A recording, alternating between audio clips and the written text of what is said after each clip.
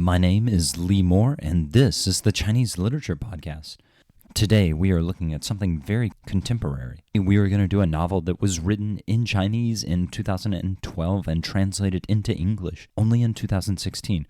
The translator is Kanan Morris, a scholar who I got to hang out with at dinner in March 2023. At the dinner, did this amazing performance of a traditional Chinese comedic monologue. His Chinese was stunningly good. He gave this spot-on performance of this comedic monologue like he was a native speaker.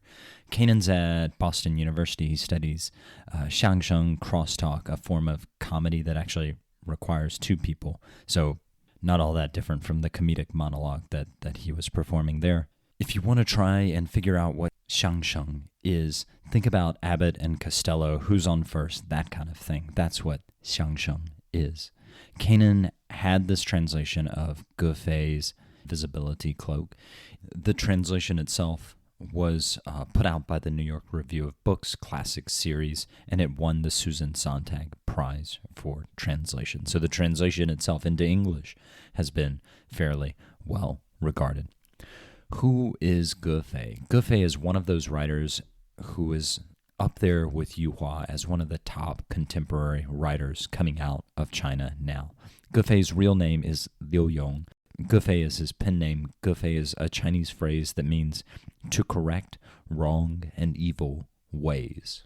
I have no idea why he chose this highly morally charged name. That doesn't seem to jive with what I know of Ge Fei's writing, but that is what his pen name means. Ge Fei was born in 1964 in Jiangsu province in Dantu, just outside of Zhenjiang, a major Yangtze port city that was captured by the British way back in the First Opium War in 1839, 1840, 1841, something like that.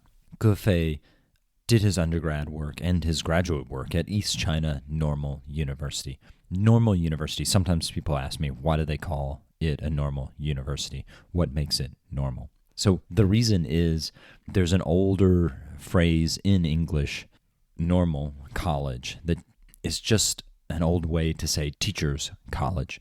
The U.S. and other places in the English-speaking world used to have colleges that only taught teachers how to be teachers. Those were called normal colleges, normal universities. The idea is that teachers are someone who is supposed to be inculcating students with norms. So they were called normal universities, normal colleges. No one in America calls them that anymore. I don't know about in Australia or Britain, but no one in America calls them that. For whatever reason, in China and Taiwan, they still translate the word 师范大学 not as teacher's college, but as normal university. One thing that is not normal about East China Normal University is its history. Unlike so many universities in China, it is almost 150 years old, if you count its predecessor. East China Normal University before the Communist Revolution was called St. John's College. It was an Anglican school. When the communists took it over, St. John's College, or by this point St. John's University, moved to Taiwan. It's still there. You can go and visit that lovely campus north of Taipei.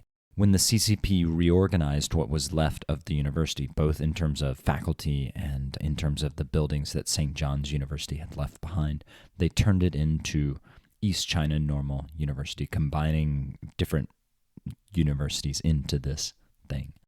Ge Fei graduates from this esteemed university in 1985. He does some writing. He gets a PhD from the Chinese program at East China Normal. And then Ge Fei takes a job as a professor at Tsinghua University, one of China's top universities. Xi Jinping graduated there, so it's got a lot of money flowing its way just because of that.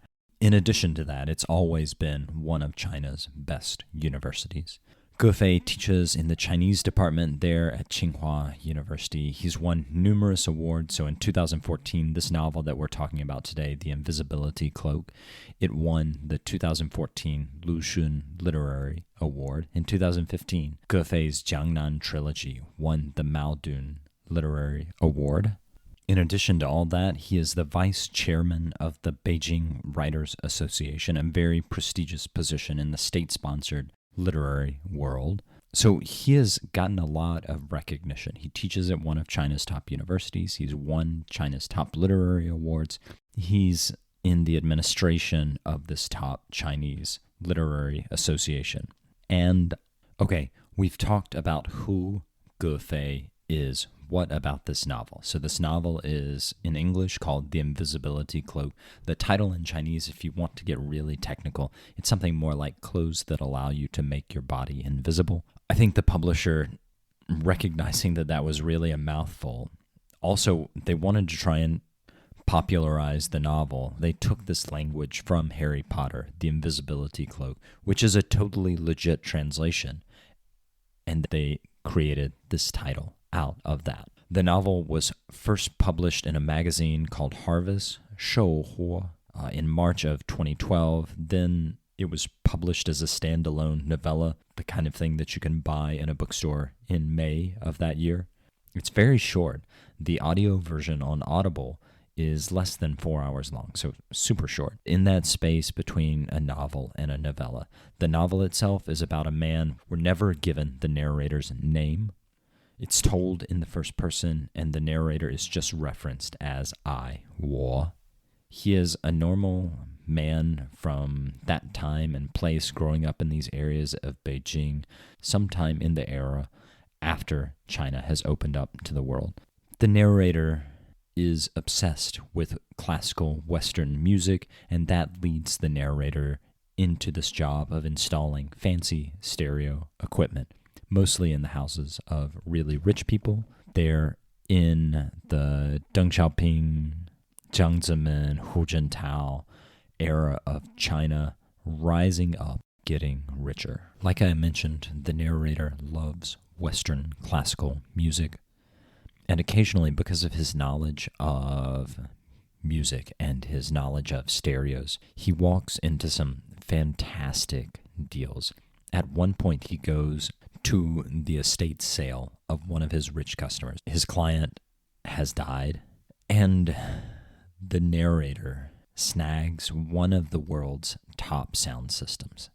It's just called the Autograph. Rarely does this sound system ever come onto the market, and when it does come onto the market, they sell for an insane amount of money. But the nameless narrator gets this Autograph stereo system for a song. See what I did there?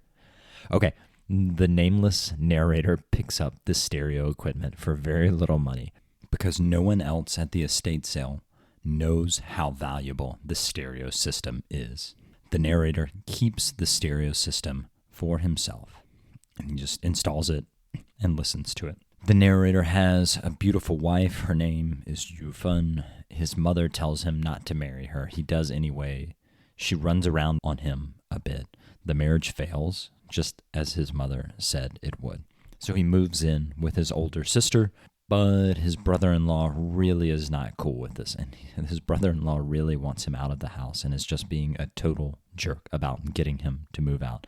His sister seems to be a little bit nicer about getting him to move out, but she's still trying to get him to move out. She is trying to marry the narrator out.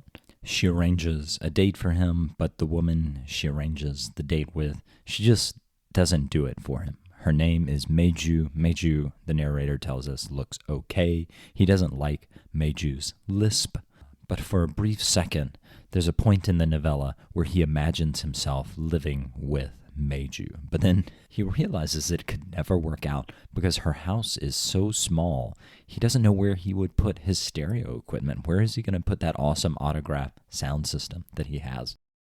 So he ends up just kind of imagining her out of his life after they have, I don't even know if I would call them dates. They visit each other's houses. It's very PG. But still, the narrator's sister and brother-in-law, they are pushing him to find his own place. He finds a good place, but he needs money to buy it. A friend clues him in to this potential customer. The customer's name is Ding Cai-chen. Ding is somehow connected to the gangland world of crime. That's implied throughout the story. It's never explicitly stated. Ding puts it out there amongst Beijing's stereo heads that he wants the world's best stereo system set up in his house. There are a lot of questions surrounding Ding Caicheng. Throughout the latter half of the novel, there are these questions of, is Ding going to pay the narrator or will he not pay him? There are questions about why he even wants this expensive sound system set up in his house. I don't want to spoil the novella for you. I want you to get out there and go buy it. I'm going to put a link into the podcast. What I am going to say is that when Ding Caicheng's wife shows up, things get way more complicated, but not in the way you are thinking. It's a very interesting story. The story goes in a way that I was not expecting. And if you hear a sly grin in my voice, I assure you it is not the sly grin that you are thinking you are hearing. It goes in a totally different direction. Get your mind out of the gutter, though not too much out of the gutter, because this is the Chinese literature podcast, and of course, we're always thinking close to the gutter. When I finished this novella a couple of days ago, I was trying to figure out, what is this novella even about? Why did it win this Lucian Literary Award? Not to say that it's a bad novella. I just had trouble placing my finger on what the theme of the novel actually was. What is this novel about? Stereo equipment? Yeah, sure, but it has to be about more than that to have this recognition, to have Kanan translating it, to have, the National Review of Books, the Susan Sontag Prize, the Lucian Literary Award. All of these people are recognizing its value. What are they seeing? The conclusion that I have come to is that this novel is about questions of value in a world that is coming under the influence of the market. The narrator, he's obsessed with the quality of sound, and he is installing these speakers into the houses of rich people. Some of them value sound quality. Others do not. They're just doing it to show off how flipping rich they are. This is a world where people are obsessed with the question of value. Are you understanding what value is? How do you determine value? What is valuable? What is not? This is the post-Mao era. Really, it's almost the post-Deng era. It's not really clear when this novella takes place, but 1990s or 2000 seems most likely. In the Maoist era, determining value was simple. Is it Maoist? Yes. Then it's valuable. No. Then it's evil. Is it Marxist? Yes. Then it's valuable. No. Then it is evil. There is this real black and white sense of value in the pre-1976 era of Mao. Actually, I don't want to get too technical here, but I'm going to get a little technical. This question of value is one of the foundations of Marxist thinking.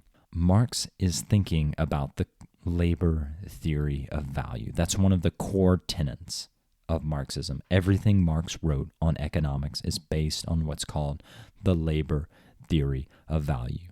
Marx gets this idea from David Ricardo, the British Jewish economist who comes after Adam Smith and revolutionizes the field of economics, both in good ways and bad ways. One of the bad ways that Ricardo revolutionizes economics is he asks, how do you determine what the value of something is? Ricardo's answer is you determine the value of something based off of how much labor is put into it. Something that a worker has to work on for 2 hours is worth twice as much as something that a worker only has to work on for 1 hour. The theory has largely been discredited amongst economists, even economists who are largely favorably disposed to Marx and Ricardo. But Marx adopts this as the core of his economic thinking. For Marx, something is valuable because of how much time and how much labor a worker puts into it. And thus, when the capitalist entrepreneur, whatever, sells that good for more than the laborer is getting, it's as if the capitalist is stealing from the laborer. That's one of the basic elements of communist, Marxist, Maoist economic theory. All of that is to say, Ge Fei, he's born in 1964. The bit of education that he would have received during the Cultural Revolution would have been inflected by these Marxist theories of value that were circulating early on in what education he did receive. And we see portrayed in this novella a world where it's not clear how things are supposed to be valued. The unnamed narrator comes up with this value system. If it sounds good, then it is good. If it doesn't sound good, then it is not good. There are some people who understand good sound, those audiophiles. These are good people. They understand what is valuable. And then there's everybody else. These people who don't understand value. They can't hear value. So that's my very tentative interpretation of this novella. There is this whole discussion of the narrator getting paid, and that gets us into the space where I don't want to go because, like I said before, I don't want to spoil the ending for you. All of that is just to say that the story is all about value. Okay, check it out. Book is called The Invisibility Cloak. It's by Ge Fei. Kanan Morse is the translator. Find it at your local library. Buy it on Amazon, Barnes & Noble, Audible, wherever you go to get your books. But go out and get it, check it out. And when you read it, I would actually love to hear what you think of it. Did you buy... Did you hear I said buy? I'm channeling a bit of Beavis and Butthead here. I am the great Cornholio. Okay, did you buy my explanation that this novella is all about value? Or did I get it wrong? I'm actually really not sure. It was hard for me to nail down the theme in Invisibility Cloak. I enjoyed the experience of reading it, but I wasn't sure what it was about. So if I got it wrong, and you think, no, I have the key to unlock everything that this novella means, please email me at ChineseLiteraturePodcast@gmail.com. I answer emails even if it takes forever. I have a couple of emails that I still have not replied to, and it's been like a month or two. I promise I will get to them. If you want to find the book, I'll link to the book on my webpage, ChineseLiteraturePodcast.com. Also, while you're there, pre-order my upcoming book, China's Backstory, the literature and history behind today's front page China news. You don't need a credit card. You just throw your email into this website, and every once in a while, my publishers will send you an email just letting you know how you can order the book once it gets closer to publication. Okay, that's it for me. I am Lee Moore, and this is the Chinese Literature Podcast.